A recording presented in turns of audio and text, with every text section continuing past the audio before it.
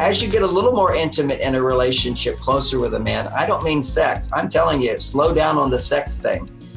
You just basically, these guys, they all think they're entitled to sex because women are giving it out, okay? It's kind of like, well, that woman had no problem. She gave me head the first day. What's the big deal here, And it's like, you just go slow with it. That's it. Go slow. He has to earn his way in, so to speak. But really, it's getting to know you, and you're getting to know him, and you're feeling safe with him. And he's, seems like a really good guy. You like him a lot. You find him interesting. He's curious, and your heart is open to him. Then your body really wants him to connect more on a physical level. What I see is that women have very low self-esteem. Who feel very insecure. They get with a guy and they feel like unworthy inside. Oh, why would he love me? I'm an awful person. And so therefore I'll do whatever he wants, and I'll do whatever he wants, and then he'll love me. And that could all be subconscious. That's called low self-esteem. And so suddenly you become seductive and sexual, and I'll give it out, look at me and all that. This is all very low self-esteem. Now, not all women who put out like that have low self-esteem. They're just looking at the competition. I mean, they're really just looking around like men expect it. And it's hard when men are expecting it and everybody else is giving it out to feel like you've got value and being true to yourself, which is go slow with this thing and let it unfold one layer after another, after another, after another. Let there be a relationship that grows in intimacy as opposed to expecting it right away. It's like a seed in the garden. It doesn't turn into a plant overnight. You have to water it and nurture it and take care of it. Then it grows. It gets a little bigger, bigger, bigger, bigger. Let that happen. So I'm a big fan of going slow. If I was talking to other guys, I wouldn't talk this much about it. They feel like I'm betraying them. But ironically, a lot of guys today that I know, more and more in their 50s, they're kind of saying, wait a second, I'm going to go a little slow here too. Because they're not just a younger man. This is part of sexuality in men, is we have a life force, and that life force has to flow in different ways. And the more accomplishment you have, the more cultured you are, meaning there's different outlets for your creativity, then that energy can flow in different ways. But when you're immature and you don't have a lot of confidence, you don't have a lot of different ways to express yourself, sexuality is a way the most primitive brain can express that aliveness and so forth. So these younger guys are all into having sex. So here's your phrase to use, magic phrase for men who want it and you're not ready to give it.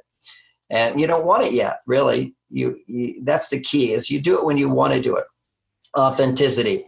So at this point, and of course, authenticity doesn't mean, well, I'm authentically insecure, so I'm going to do this. No.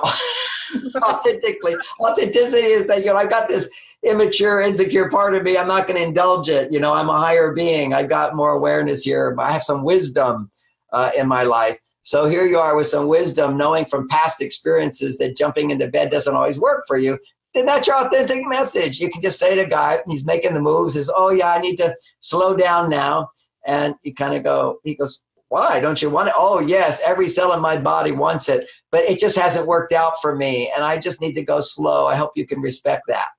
What can he say? And then what you said in that phrase, I just want to point out, being a man, is he'll hear that one little thing, every cell in my body wants to have sex with you. He goes, okay, I did it. And they're just looking for the recognition that you want to have sex with them. Men so much want to feel that they're wanted. It's a needy thing. But if they don't earn that, then they become weak and they lose commitment and so forth. It has to be when you truly are ready, because you want to do it because he's a wonderful guy and you want to share more of your life with him and he's special and so forth. Then you're willing to share all of who you are with him. Because when you have sex, it's very different for men and women. When a man has sex, men can be turned on to tons of women that I'm not even interested. I mean, God, look at this. A guy can look at all the internet porn. He would never, ever, after having a conversation with any of those women, would never even want to talk to her again. But he'll have sex with her once, and that's the system that they found, is that men don't go back. Okay, if they have sex right away, they move on to the next. They move on to the next. And why is that?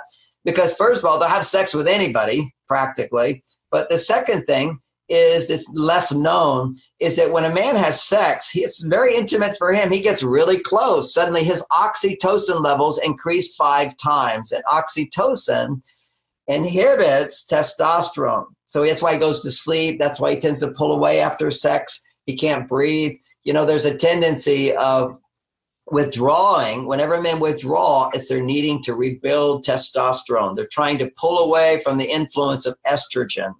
And so it's a natural process. So let men pull away. Encourage them to pull away. Don't rush the closeness. Instead, send text messages of pictures of you being happy without him. And that's counterintuitive for women. They think that, oh, if I'm showing him I'm happy without him, he'll think I don't love him that much. I mean, some women actually think that. And on a deeper level, maybe many more feel that way, which is when he's in his cave, when he's pulled away, I should be unhappy. I should be missing him. I should be sorry. Because if a woman is pulling away, she wants to feel like he's missing you and I can't live without you. And what do I have to do to get you open again? That makes you feel all special. When a guy pulls away, the best thing, and some of these needy guys, I write about them in Conscious Men, they're more in touch with their female side. So one part of them is saying, well, how could you go out and have a good time? You ignore that message. Ignore his female side. You're strong in your female side. Hey, I'm not just about having a relationship with my life. I have a life. You know, you're dessert. I mean, really look at men as dessert. Don't make them the main meal. If you make a man the main meal in your life, you're regressing back to these traditional relationships that don't work anymore. And that's where a man's going to put you in a box and you can't get out. And you certainly don't want that. But you do want a man. And so you think that, okay, I'll pretend to get in that box, but you'll die in that box. Women today want to have both sides of them. It's a masculine side and a feminine side. They want their independence. They want their dependence. They're afraid of their dependence. And the way you find by connecting with your dependent side, your emotional side, your vulnerable side, you're going to experience interdependence. And so one practical takeaway, again, is once you're more close to a guy, then you start doing this technique where you get together and you go, oh, I'm so glad to see you. I just want to talk about my day for a few minutes, maybe 10 minutes. Start it with 5.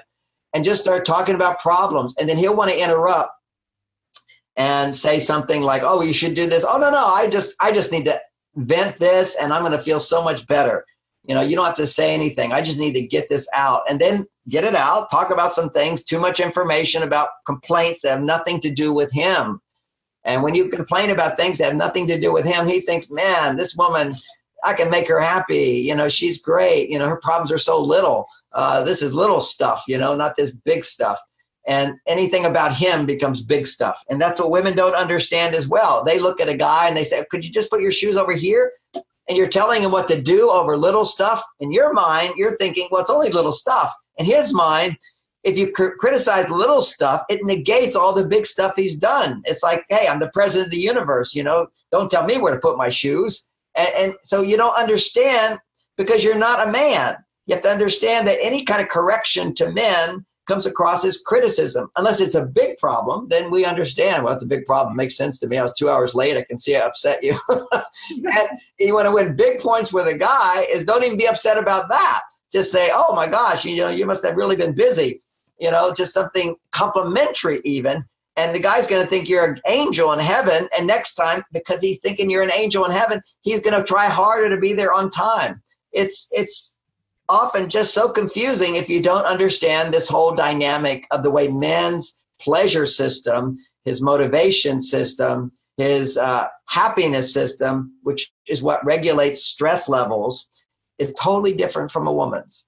And yet on another level, we're all just the same. Okay, women can do math, men can be parents, men can be mothering, nurturing, supportive, all that good stuff. We have potentials in our brain to use different parts. But what we don't have the potential to do is to change our hormonal system.